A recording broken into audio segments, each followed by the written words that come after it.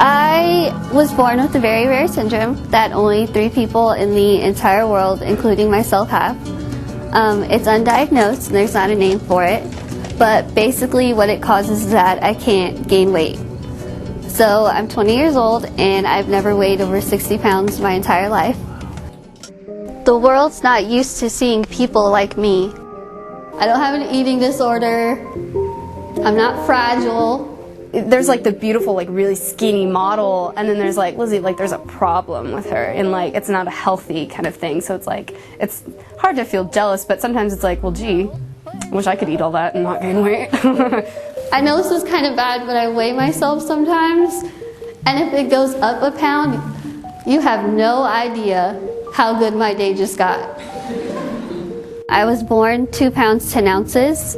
So small that my parents had to go to Toys R Us and get Cabbage Patch doll clothes because regular baby clothes didn't fit me. When was the last time you went on a date? Dating is a touchy subject for me. No. It is, and you know it is. Well, you kissed a boy.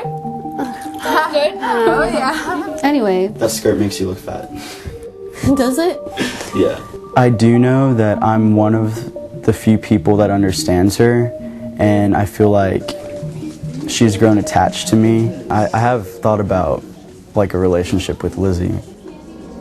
I see a genetic doctor every year and they run every test in the book, but everything's normal. They can't find anything wrong, which makes it very difficult to find any answers. The very first time I realized something was different about me was my very first day of kindergarten. When I first walked into my classroom, I saw a little girl sitting on the ground, and I went up to her because she was reading a book, and she looked at me like I was a monster. I was made like this for a reason. I'm never gonna change it. I'll find a diagnosis, that would be nice. I think they should just name it after me. Lizzie syndrome. That would be a cool one. I was called Skinny Bones. That was a really big one. Skinny Bones, Grandma, because a lot of people told me I looked really old. There were some nights when I would go home and I would just cry and cry and cry. I would pray every single night that I would wake up in the morning and look like one of you. And every day when I would wake up, I'd be disappointed. My faith, my family, and my friends are the 3 things that have gotten me where I am today. And have definitely been a huge part in my turning point of realizing that I need to be positive about this. My dream is to become a motivational speaker, and I'm working towards that every day. How many of you have judged people because of the way they look? Raise your hand. I have, I'm not gonna lie. I'm willing to talk to anybody who will listen to me.